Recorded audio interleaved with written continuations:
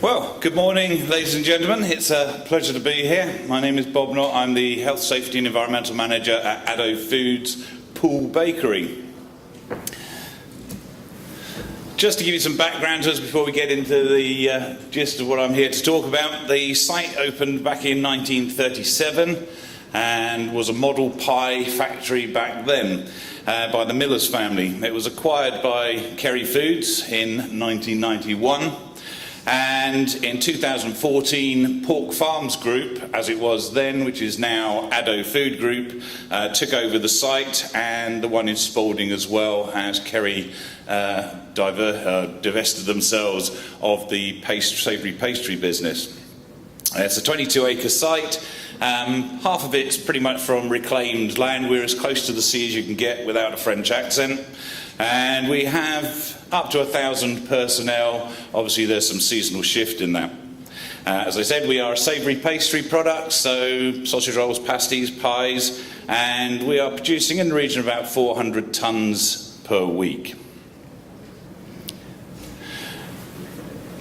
Before I sort of tell you what we've achieved and what we've done on the bakery, first things I'll say to you is that there is no silver bullet when it comes to health and safety. You need to look at what works for your site, and we're not perfect. Pride always comes before a fall, I say, and every time I say to a department at work, well done for not having an accident, somebody immediately falls over. So I've learned to keep a mouth shut or guard what I say. So as you heard, I'm here to talk to you about promoting safety in a diverse and demanding world. We all know that the food industry is very demanding, it's very reactive, and we never have enough time, we never have enough money, we never have enough people to do what it is that we think we need to be doing, and we have to improvise, adapt and innovate as we go along. And this is all about taking control of that busy, changing, diverse world and trying to get everyone to move in the same direction, which is why the second title is Zen and the Art of Herding Cats. So who are the cats that we are talking about? Well, there's me, the health and safety cat wrangler, and I have a range of feline animals that I have to entertain, amuse and push in the right direction. Top of the food chain there are the senior leadership team cats. They always have a great idea, a great vision, and they go there at warp speed like the Starship Enterprise and expect everybody else to follow along. We then have our production department cats. We can have a range of people. Some have got huge amount of experience. They've been in the food industry for years and years and years. At the other end of the scale, you've got people that you've mugged like a press gang off the street and dragged in at Christmas time because you need all hands to the pump to get product out the door. These are the people that invariably end up being stuck inside machines, and engineers then have to extricate them out because they haven't followed their health and safety instructions. We then have the arch enemy, and I say that with great fondness, to the health and safety team, which are the technical department. Everything that the technical department want invariably places health and safety, the production staff at risk, or engineers at risk, and everything that we want to do invariably places food safety at risk. We'd like to get rid of chemicals, not onion-elly, we need those. We would like to, load racks from the bottom up rather than the top down so that we have the centre of gravity as low as possible. They want it the other way around so that we don't get any particles dropping down onto the product underneath. So constantly we are having to try and come up with ways that satisfy their needs and at the same time ensure the safety of the people making the products. We have our engineering cats. These are the guys that have not enough equipment, not enough spares, not enough budget, and not enough time to go around and do the planned preventative maintenance because they're dealing with breakdowns, because production want to run the machines 28 hours a day and 375 days a year, because production always have more days or less days depending on their point of view. And last but by no means least, the forgotten band of the night hygiene cats. These are the guys that will go and find everything that is electrical and mechanical, and then see if they can cover it in as much water as possible and see if they can electrocute themselves, or better still, leave it wet in the morning for your production people to come in and they can electrocute themselves instead. So lots of different departments, lots of different silos, lots of different agendas that they're all working to, and sometimes they go in all different directions. And as a health and safety manager, what I try to do is to get them all pulling in the same direction. I'm going to focus on three main areas, really, that we've worked on that seem to have had some success in improving our health and safety performance on the site. First of those is communication. In 2009, when I joined the company, there was no culture of reporting near misses. You know, if somebody had a lucky escape on a piece of machinery, they kept it to themselves and they waited for somebody else to learn the lesson the hard way as well. You know, if there was a fault on a machine, the production guys worked around it because they wanted to keep the lines running. So we introduced a near-miss reporting system in 2009, and from August to December of 2009, they produced about 150 near misses. In 2010, we actually produced 2,500 near misses in the year. So there was plenty of problems out there, they just weren't being communicated, and people were blind to them because they worked around them all the time. One of the things that did catch us off guard was the fact that when we asked people what they thought about health and safety in their departments, the more near misses that department raised, the more dangerous the workforce thought it was. And what we tried to do is to flip it on their head and say, actually, the departments that are raising the near misses are the ones that are spotting the dangers and putting them right before they happened, and those are actually the safer departments. The accident rates were much less. There was always some worry that people might just start to invent near misses because we actually put a metric on them that said they had to produce a certain number a week. And we very quickly walked them around their departments and showed them all the real dangers that were out there that they hadn't spotted, to educate them that we don't need to make things up. There's plenty of things out there all the time that you will spot and you can then flag up as needing attention. The near-miss system we renamed therefore to 2G, which is green and good. Good for good working practice, safe, and green because you can use it for environmental as well. They are owned by the department. They are in a pre-printed triplicate form. They can be raised by any member of staff. You know, whether it be an agency worker who's just started or the site managing director as he's walking around, anyone can raise a 2G form, and they are then passed on to the local group leader or the shift manager, who will put in an immediate control. That could be a temporary safe system of work, it could be closing a line down, whatever they deem is appropriate. If they do a temporary safe system of work, they have to do briefings, get sign-off so that people have understood what's happening. The long-term fix tends to go to the production manager because quite often there's a budgetary issue there as well, or it will go to our engineers to come up with an engineering solution. The bottom of the 2G form can be used as an engineering job sheet.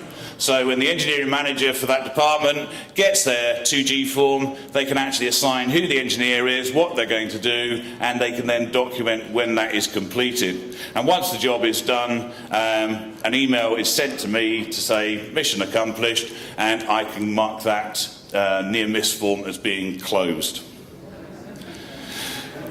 This had quite a dramatic effect. Straight away, problems that people had worked with all their years were suddenly being fixed and being resolved. Or if they weren't fixed instantaneously, at least the workforce knew that there was a roadmap to get them fixed. We also looked at ways that we could communicate to the whole workforce, engineers, production, everything alike. And as with most of your organisations, I have no budget for these things. So this is PowerPoint, Google, and some imagination. And you can start to create and produce promotional items that work for your site, work for your culture, and work for the different nationalities that you may have working there. Some have worked, some have failed. I once did a health and safety campaign based around the famous image of Lord Kitchener, once you, and had loads of complaints from the Polish workforce about I was putting up pictures of Joe Stalin. So, you know, you win some, you lose some. At least I thought they realised they were watching them, seeing them. This was a campaign we did a couple of years ago, the 12 Accidents of Christmas. And again, for some of our Eastern European guys and girls that don't necessarily know the song, you know, I told them to go and see the production department managers and ask them to sing it to them. You know, so caused great embarrassment to the production manager, but great amusement to the workforce, because even the ones that knew the song were going just to see if they could get their manager to sing to them. We then expanded the following Christmas. We did something different. We did an advent calendar, which we did as either a sort of movie or a desktop wallpaper background, and you know, with the help of the IT department, and we had it on the plasma screens as well, and we had posters of it too going all around the site. One of the other things that we tackled was the Are You Sure campaign, where anybody saw something that breached health and safety. Here, for example, was a fire exit being blocked temporarily. A photograph was taken, a poster was produced, and that was again circulated around the department. So we were tackling real issues in the real world that everyone on the site could relate to. Our current campaign, again, trying to think outside the box, trying to keep it fresh. We came up with a character, Thor. Thor stands for Thinking Helps Overcome Risk. And again, it's about going out there, keeping the message fresh, and making sure that the lines of communication are still being used. So we have cartoon strips, comic book strips there that we put up. We have single posters on the issues. And again, we're using these to try and drive people to make sure they continue using our near-miss reporting system, which is where change is affected. So communication is a big part of what we changed in order to improve safety performance. The second aspect was training. Training of both the production staff, but also training of our engineering personnel as well. Again, limited budget. So, you know, I do buy the odd online training course. I probably spend about £500 a year on online third-party provided training materials. The rest of it is done in-house, and it's tailored to the culture of the site and the people that we are working with. There's two up there in particular you can see. One is manual handling skills. We actually invested in training some people up to be manual handling trainers, so they go down and they teach manual handling actually on the shop floor or in the engineering workshop, where what they're teaching actually makes sense to their class, their audience. The dynamic risk assessment was part of a training initiative that we rolled out for engineers. You know, we had a range of people working in our engineering department, from fully qualified engineers to fitters to charge hands. So there's a whole range of different skill sets there. And there was an assumption that because you were a qualified engineer, you understood all the dangers in the world, and the accident rate of the engineering department showed very clearly that that wasn't always the case. We put guards on machines to keep production staff safe, and then an engineer comes along, takes all the guards off, and then starts working on the machine, and we wonder why they're at more risk of accidents. So we came up with a safety passport scheme that was teach them the core skills of health and safety. So things like manual handling, things like how to do a dynamic risk assessment, electrical safety. We grabbed the IOSH material that we're handing out free a couple of years ago, and we made use of that to actually build into our training program. So there are 10 modules. Each one lasts no more than a couple of hours, and it goes, like I say, first aid, all sorts of different things, and a little bit on environment as well, just to fill the gaps in their knowledge and their experience. Some of the online training courses that we have, asbestos awareness, again, why reinvent the wheel? It was a cheap course to buy, easy to get licensed for, and we just roll that out on an annual basis for, again, the engineers, so they know what to think about before they start drilling into walls and things. The third part of it, go back. Third part of it is innovation. Looking at what we take for granted and then just carrying and seeing how we can improve that. And the example that I'm going to show you here is our good old friend, the tote bin. Tote bins, as we all know, travel around every food factory I can think of, and they are very useful bits of kit, but they, as a manual handling exercise, are an absolute nightmare. We found that one of the problems is that when they were empty, they worked fine. You then put 250 kilos of meat into them, and then only the wheels all lock up. And you've got some poor old soul having to push it down a corridor to the next department to keep production running. So, we looked at it, and I'm sure other people have come up with a similar idea, but we came up with our tote bin mover. We spoke to locators, the suppliers of our pump trucks, and we asked them to build us an extra wide pump truck. We then had one of our engineering firms put the guide rails actually onto the blades of the pump truck with little recesses in, so you can slide that underneath 2 pump trucks, pump it up, and it locates into the little recesses, the pins on the side that normally get lifted on the hoist, go into the little recesses, and you've got a single operative can move 2 tote bins at the same time effortlessly. Again, complaints of manual handling injuries and everything have dropped dramatically. So our measured outcomes. Well, there's the HSE. If you go onto the HSE website, it shows you the reportable accidents and fatalities around the country, both nationally and as a region. And this is our performance from 2009 to the present day. So as you can see, in 2009, we had a few problems. Just by introducing the near-miss reporting system, we demolished our RIDDOR rate. Really dramatic change. When we looked at lost work days, again, they were fairly stable. This is what we started to measure when RIDDORs went from 3 days to a 7-day reporting.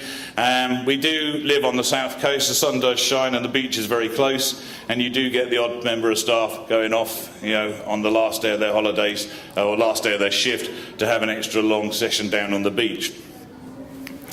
If we look at our minor accidents, so these are the cut fingers and back to work brigade. You can see again consistently we've been dropping.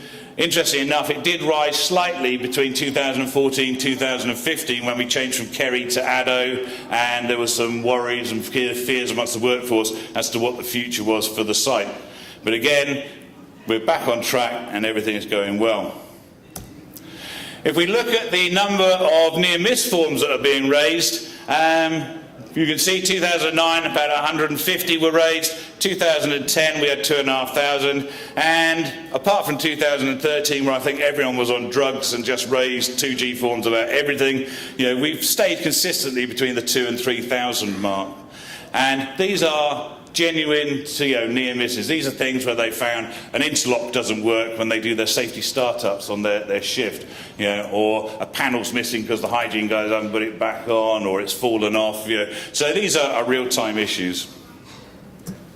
I'm mindful of the time, so I will just start to summarise here. So in summary, what I'm saying to you is maintain lines of communication. If you get people talking between the departments, between shifts, then problems that are identified will be passed on to those that can solve them.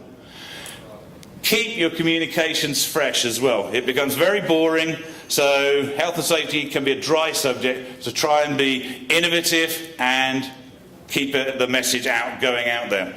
Don't assume competence, always train and test, evaluate people, make sure that you're happy that the standards are being maintained. Innovate to eliminate risk, it doesn't cost a lot, and think outside the box for cheap and effective initiatives. Like I say, I have very little budget, same as you guys out there when it comes to things like health and safety, so it's about thinking what you do with it rather than needing any more. And on that note, I say thank you very much indeed.